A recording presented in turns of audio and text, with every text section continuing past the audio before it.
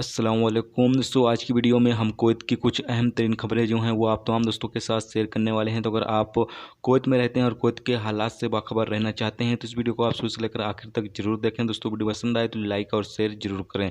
चलिए दोस्तों बढ़ते हैं अपडेट की तरफ। तो पहली खबर ये है कि जैसा कि आप तमाम दोस्तों को चलें कि ऐसे तमाम लोग जो कुवैत में मौजूद हैं जो कि इंडिया वापस जाना चाहते हैं, तो ऐसे में इंडियन एम्बेसी की तरफ से एक फॉर्म जो है वो दिया गया है जिसको आप तमाम लोगों को भरना पड़ेगा। इस फॉर्म को जो है वो भरने से पहले आप तमाम दोस्तों से यहाँ पर मैं कहना चाहता हूँ कि इंडियन एम्बेसी की तरफ से यहाँ जोर देकर कहा गया है कि इसका मकसद सिर्फ आप तमाम लोगों का डाटा जो है वो कलेक्ट करना है, यानी डाटा जो है वो इकट्ठा करना है। और अभी फ़िलहाल इंडिया जो है वो फ़्लाइट ओपन नहीं कर रही है और कब तक फ़्लाइट ओपन होगी इस हवाले से अभी कोई भी अपडेट नहीं है। जब फ़्लाइट ओपन होगी तो ऐसे में जिन लोगों का डाटा जो इकट्ठा किया जाएगा उन लोगों का जो फिर प्रोसेस है वो शुरू किया जाएगा और उसके बाद उन तमाम लोगों को जो है इंडिया भेजा जाएगा। यहाँ पर आपको पता चले कि जो लोग इंडिया जाएंगे उनको सबसे पहले 14 दिन तक करंटीना में रखा जाएगा। ठीक है, जो करंटीना में आपको रखा जाएगा उसमें जो पैसे वगैरह खर्चे होंगे वो भी मुमकिन आपको ही पे करना पड़ेगा। टिकट भी आपको ही खरीदनी पड़ेगी। तो यहाँ पर पूरा जो खर्चा वगैरह है वो तमाम चीज़ें जो हैं वो आपको ही देखना होगा। तो ऐसे में अगर आपको कोई इमरजेंसी है तो ही आप घर जाएं, अगर इमरजेंसी नहीं है तो जब हालात नॉर्मल हो जाएं फिर आप घर जाएं तो बेहतर होगा। ठीक है, अब जो फार्म है उसका जो लिंक है वो आपको वीडियो के डिस्क्रिप्शन में मिल जाएगा और साथ में जहां आप लोग कमेंट करते हैं वहां पर भी मैं दे दूंगा ताकि आप लोग बड़ी आसानी से उस फार्म को भर सकें। अगर आपको कोई इमरजेंसी है, घर जाना ज़रूरी है, तो आप उस फार्म को जो है वो भर कर अप्लाई कर सकते हैं। जब भी ये प्रोसेस स्टार्ट होगा तो उसके बाद आप तमाम लोग जो हैं वो अपने घर जा सकते हैं। अब बात कर लेते हैं कि आपको इस फॉर्म को भरना कैसा है। सबसे पहले आपको यहाँ पर फुल नेम आपका डाल देना है, पासपोर्ट पर जो आपका नेम है।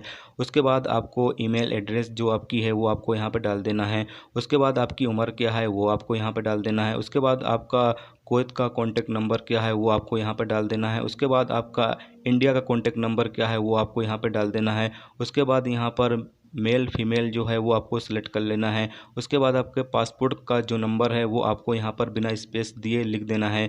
उसके बाद आपका पासपोर्ट में टाइम है या नहीं, यानी कि आपका पासपोर्ट वैलिड है या नहीं, वो आपको यहाँ पर सेलेक्ट कर लेना है। उसके बाद आपका पासपोर्ट किस तारीख को ख़त्म हो रहा है, यानी कब आपका पासपोर्ट ख़त्म हो रहा है वो डेट यहाँ पर डाल देनी है। उसके बाद आप किस वीज़ा के तहत कुवैत के अंदर मौजूद हो, यानी कि 18 नंबर, 20 नंबर, 22, 23, 24, 17, 14, यानी किस वीज़ा के तहत आप मौजूद हो वो आपको यहाँ पर सेलेक्ट कर लेना है। उसके बाद आपकी जो सिविल आईडी नंबर है वो आपको यहाँ पर डाल देना है। उसके बाद आप किस रीजन से वापस इंडिया जाना चाहते हो वो रीजन आपको यहाँ पर सेलेक्ट कर लेना है। बहुत सारे रीजन यहाँ पर बताए गए हैं।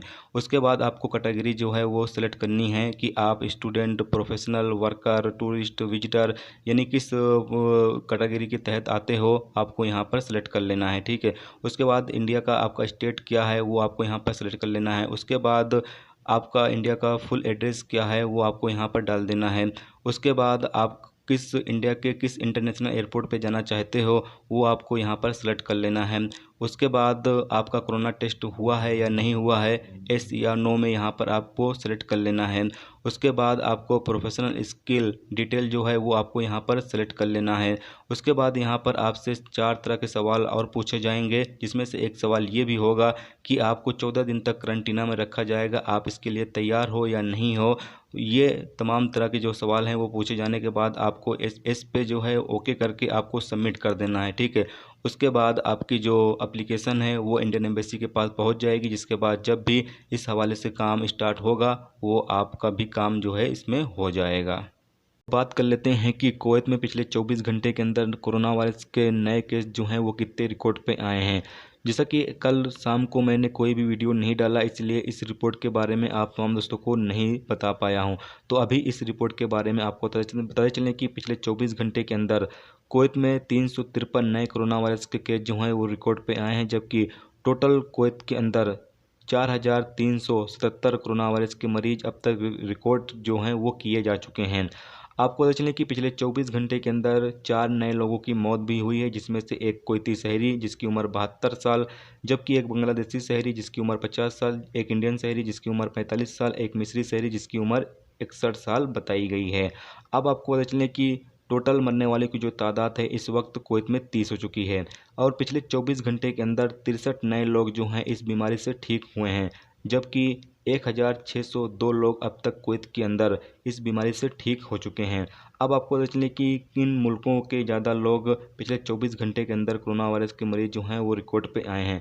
सबसे पहले आपको पता चले कि 9 ऐसे लोग रिकॉर्ड पे आए हैं जो कि कुवैती शहरी थे, दूसरे मुल्क से सफ़र करके कुवैत पहुंचे थे जिसमें कोरोना वायरस की बीमारी पाई गई है, जबकि 337 ऐसे लोग हासिल हुए हैं जो कोरोना वायरस के मरीज के साथ रहने या उनके कांटेक्ट में रहने की वजह से उन्हें ये बीमारी लगी है, जिसमें से 62 कुवैती शहरी, 103 इंडियन शहरी, 47 मिस्री शहरी, 30 बांग्लादेशी शहरी, 17 बेडून के शहरी, 16 पाकिस्तानी, 11 फिलिपीनी, 11 नेपाली, 10 सीरियाई, 6 लेबनानी, 4 अफ़गानी, 3 ईरानी, 2 सऊदी के शहरी, 2 तुर्की, 2 जॉर्डन के शहरी, 2 यमनी, 2 इंडोनेशिया, 1 इथोपिया, 1 सोमालिया और 1 मलेशिया का शहरी जो है वो शामिल है, जबकि 7 केस ऐसे रिकॉर्ड पे आए हैं जिन्हें कोरोना वायरस की बीमारी थी, जो कि 7 के सातों जो हैं वो कुवैती शहरी पाए गए हैं। अगली खबर यह है कि कुवैत सिक्योरिटी एहलकारों ने 44 साला एक सऊदी शहरी को गिरफ्तार किया है, जिसने 29 साला एक फ़िलिपीनी खातून को यानी कि फ़िलिपीनी औरत को जो है वो किडनैप कर लिया था और उसके साथ बदसलूकी गलत हरकत जो है वो किया, जिसकी वजह से सऊदी शहरी को जो है वो गिरफ्तार किया गया है।